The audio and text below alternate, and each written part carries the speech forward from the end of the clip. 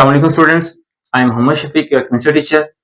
आज का हमारा टॉपिक है आयनिक रेडियस। इससे पहले हमने देखा था कि एटॉमिक रेडियस क्या चीज है, ठीक है, और एटॉमिक रेडियस किन फैक्टर्स पे डिपेंड करता है। अभी हम देखेंगे कि जब कोई भी एटम इलेक्ट्रॉन लूज करता है, उसके बाद जो कैटाइन्स बनते हैं, उनका साइज क्या होता है या किन फैक्टर्स पे वो डिपेंड करते हैं, उनका साइज डिक्रीज या इंक्रीज कैसे होता है। और दूसरा, जब कोई भी एटम इलेक्ट्रॉन गेन करता है, जो आयन बनता है, जिसको एनायन कहते हैं, वो किन फैक्टर्स पे डिपेंड करता है, ठीक है। और कुछ क्वेश्चंस भी इसमें दोनों में क्वेश्चन बनते हैं। जब एटम इलेक्ट्रॉन लूज करता है तभी क्वेश्चन बनता है, और जब कोई एटम इलेक्ट्रॉन गेन करता है तभी क्वेश्चन बनता है। वो हम सारे क्वेश्चन भी यहाँ पे करेंगे, एमसीक्यू इसमें करेंगे, ठीक है। तो कंटिन्यू करते हैं। किसी भी एटम का आयनिक रेडियस है, उसकी डेफिनेशन पहले लिखते हैं।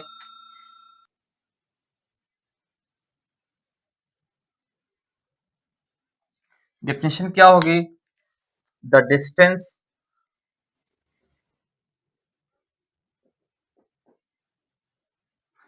From the nucleus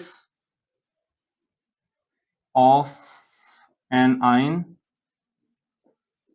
to the outermost electron shell। किसी भी एटम के न्यूक्लियस से लेके या किसी भी आयन के न्यूक्लियस से लेके आउटर मोस्ट शेल के इलेक्ट्रॉन तक जो टोटल डिस्टेंस होता है, that is called ionic radius. अगर एग्जांपल लें, सपोज हम सिंपल एग्जांपल अगर लेते हैं यहाँ पे, एक आयन कंसीडर करके, सपोज हमारे पास ये एक आयन है जिसका न्यूक्लियस ये है, ठीक है, उसका ये फर्स्ट शेल है सपोज, और उसका ये हमारे पास जो है वो आउटर मोस्ट शेल है सपोज, ठीक है। तो उसके यहाँ न्यूक्लियस से लेके आउटर मोस्ट तक ये जो डिस्टेंस है, that is called ionic radius, that is called ionic radius, ठीक है। अब जब कोई भी एटम इलेक्ट्रॉन लूज करता है या गेन करता है तो हमारे पास जो आयन बनता है, जैसे हम पहले डिस्कस कर चुके हैं, ठीक है। सबसे पहले बात करते हैं हम कैटाइन्स की। जब कोई भी एटम इलेक्ट्रॉन लूज करता है तो कैटाइन्स बनता है, हम सब जानते हैं, ठीक है। पॉजिटिव चार्ज आयन होता है। ये सपोज अगर हम एग्जांपल लें, Na है, इलेक्ट्रॉन लूज करेगा, बनेगा Na पॉजिटिव प्लस 1 इलेक्ट्रॉन, ठीक है। अब ये इलेक्ट्रॉन लूज कर रहा है तो इसका जो साइज है कैटाइन का, वो इसके पेरेंट एटम, जो इसका न्यूट्रल एटम है, उसके साइज से डिक्रीज होता है। तो क्वेश्चन यहाँ पे आता है कि why cation becomes smaller than the neutral atom। कि जो कैटाइन का जो साइज है वो न्यूट्रल एटम के मुकाबले में स्मॉलर क्यों हो जाता है, ये क्वेश्चन आता है कैटाइन से रिलेटेड, ठीक है। अब इसका आंसर क्या बनता है? अगर हम यहाँ पे स्ट्रक्चर ड्रा करें, सपोज हमारे पास ये एक स्ट्रक्चर है इसकी, सोडियम एटम की जब इलेक्ट्रॉन लूज करता है, सपोज हमारे पास ये इसका न्यूक्लियस है, ठीक है। उसके बाद ये इसका फर्स्ट शेल है, उसके बाद ये सेकंड शेल है, और ये इसका जो थर्ड शेल है। क्योंकि सोडियम की अगर हम इलेक्ट्रॉनिक कॉन्फ़िगरेशन लिखें, सोडियम के इलेक्ट्रॉनिक कॉन्फ़िगरेशन में 3 शेल आते हैं। अगर हम इलेक्ट्रॉनिक कॉन्फ़िगरेशन अगर यहाँ पे लिखें सोडियम की, Na एटॉमिक नंबर इसका कितना है, 11 है, तो क्या आएगी 1s2 2s2 2p6 3s1 3s1। Atomic number इसका 11 होता है, तो ये देखें इसके 3 शेल आ रहे हैं। फर्स्ट शेल हमारे पास ये, फिर सेकंड शेल, और ये हमारे पास थर्ड शेल इसका, ठीक है। अब इसमें देखिए इलेक्ट्रॉन अगर हम लगाएं, फर्स्ट शेल में 2 इलेक्ट्रॉन्स, सेकंड शेल में इसके 8 इलेक्ट्रॉन्स, 4 5 6 7 एंड 8 इलेक्ट्रॉन, और लास्ट शेल में इसका आता है ओनली 1 इलेक्ट्रॉन, ठीक है। और सेंटर में इसका जो पॉजिटिव चार्ज है न्यूक्लियस है, जिसमें नंबर ऑफ इलेक्ट्रॉन जो है वो, प्रोटॉन जो है वो, सॉरी 11 होते हैं, ठीक है। अब ये इलेक्ट्रॉन लूज करेगा, जब ये इलेक्ट्रॉन लूज करेगा तो वन इलेक्ट्रॉन लूज करने के बाद ये क्या बन जाएगा, सपोज हमारे पास इसका ये न्यूक्लियस है, उसके बाद ये इसका फर्स्ट शेल, फिर इसका ये सेकंड शेल। अब यहां देखें दोनों एटम में एक डिफरेंस आपको नजर आएगा। ये इसका न्यूक्लियस हो गया, ये इसका फर्स्ट शेल जिसमें 2 इलेक्ट्रॉन्स, ये इसका सेकंड शेल जिसमें इलेक्ट्रॉन्स कितने, 8 इलेक्ट्रॉन्स, 4 5 6 7 एंड 8 इलेक्ट्रॉन्स, ठीक है। अब इन दोनों में डिफरेंस देखें, इसके साइज देखें और इसका साइज देखें। क्वेश्चन यही है कि जो कटाइन है, जैसे ये कटाइन बना है, इसका जो साइज है वो स्मॉलर क्यों हो जाता है और इसका साइज जो है वो ज्यादा क्यों होता है। ठीक है, अगर साइज लिखें, इसका साइज हमारे पास होता है 186 होता है और इसका साइज ओनली 95 पिकोमीटर रह जाता है। इसका साइज 186 पिकोमीटर। अब इसका एटॉमिक साइज 186 था, लेकिन इसका एटॉमिक साइज सिर्फ और सिर्फ 95 रह गया। इसके रीजन क्या है? आप पॉइंट्स लिखेंगे। फर्स्ट पॉइंट इसका है, अगर आप लोगों ने चीज नोट की हो, यहाँ पे शेल्स कितनी हैं? 1 2 3, लेकिन यहाँ शेल कितनी है? 1 और 2। अब इसके आउटर मोस्ट शेल में सिर्फ एक इलेक्ट्रॉन था। अब जैसे ही इसने इलेक्ट्रॉन लूज किया, शेल भी क्या हो गया? लॉस हो गया। शेल भी क्या हो गया? खत्म हो गया। तो पहला पॉइंट इसका क्या होगा? Loss of outermost shell. Outermost shell है वो इसका खत्म हो जाता है इलेक्ट्रॉन को लूज करने से, जिससे एक शेल खत्म हो गया तो एटॉमिक साइज ऑटोमेटिकली क्या होगा? वो कम हो जाएगा। सेकंड क्या होता है? जो रिमेनिंग इलेक्ट्रॉन्स हैं उनके ऊपर न्यूक्लियस की फोर्स ऑफ अट्रैक्शन बढ़ जाती है, इंक्रीज हो जाती है, जिससे क्या होता है? एटम जब श्रिंक कर जाता है, या आउटर मोस्ट जो शेल है वो न्यूक्लियस की तरफ श्रिंक कर देगा, जिसकी वजह से एटॉमिक साइज जो इंक्रीज होता है। तो यहाँ पे क्या लिखेंगे? The nuclear charge on the remaining electron becomes strong. जैसे कह सकते हैं, द रिमेनिंग इलेक्ट्रॉन्स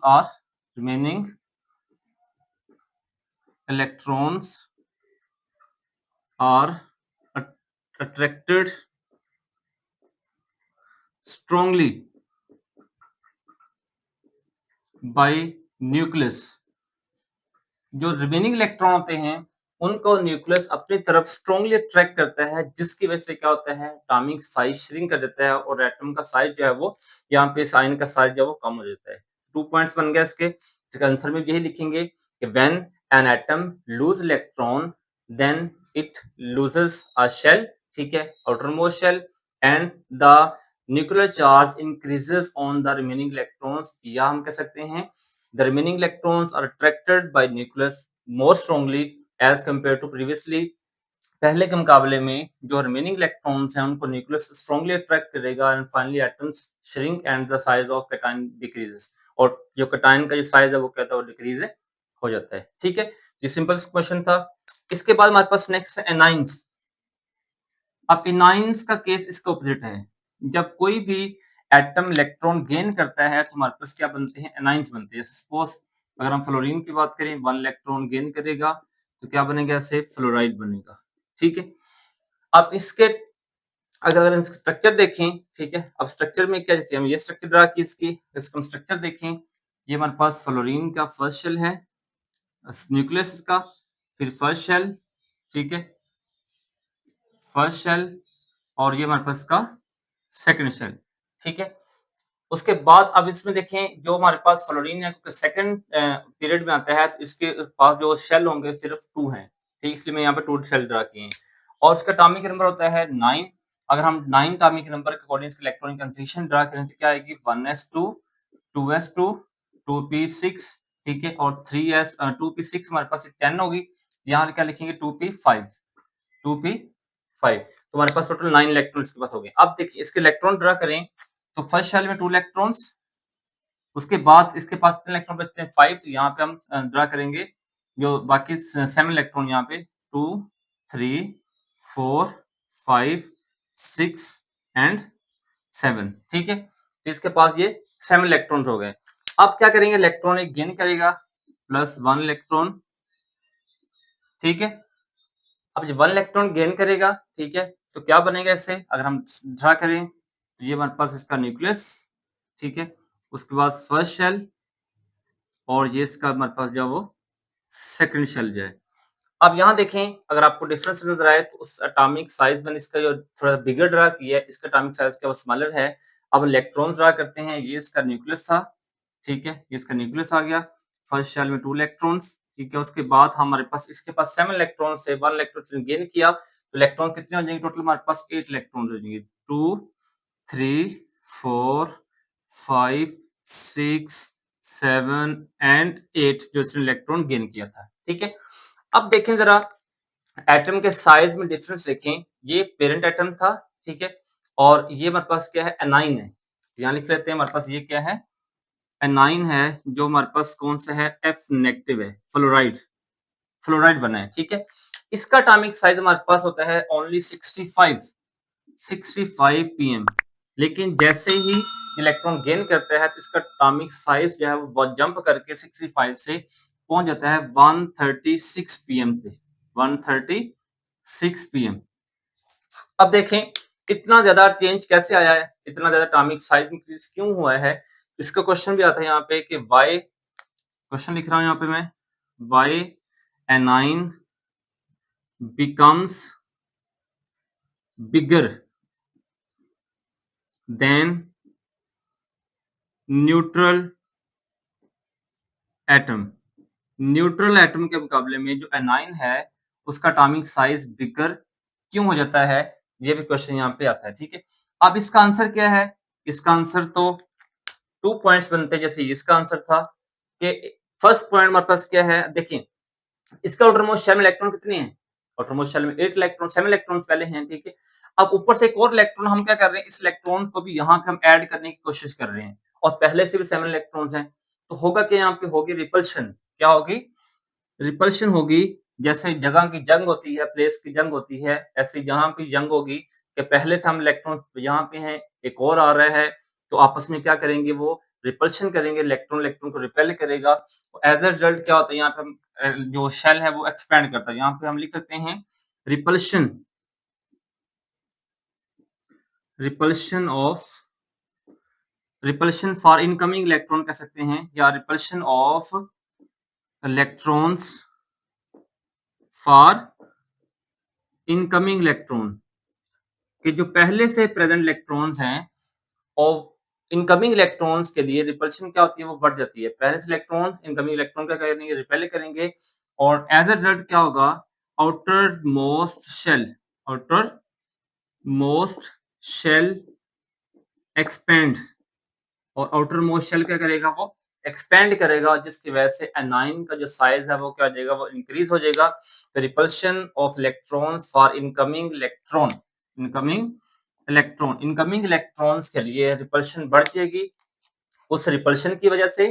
और दूसरा, आउटर मोस्ट शेल के एक्सपेंड करने की वजह से हम ये भी लिख सकते हैं आउटर मोस्ट शेल के जो इलेक्ट्रॉनिक क्लाउड है, या हम ये वर्ड भी यूज कर सकते हैं कि जो इलेक्ट्रॉनिक क्लाउड है वो क्या करता है? एक्सपेंड करता है।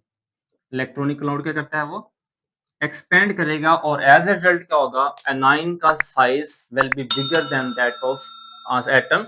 न्यूट्रल एटम से उसका साइज जो वो लार्जर हो जाएगा, ठीक है? तो इसका ये आंसर है। सिंपल सा टॉपिक था कि कैटायन का साइज इलेक्ट्रॉन लूज करने के बाद, एटम से कैटायन बनने के बाद इलेक्ट्रॉन लूज करने के बाद साइज कम क्यों होता है, और एनाइन के इलेक्ट्रॉन गेन करने के बाद, किसी भी एटम के इलेक्ट्रॉन गेन करने के बाद जब एनाइन बनता है तो उसका एटॉमिक साइज जो वो लार्जर क्यों होता है, ठीक है?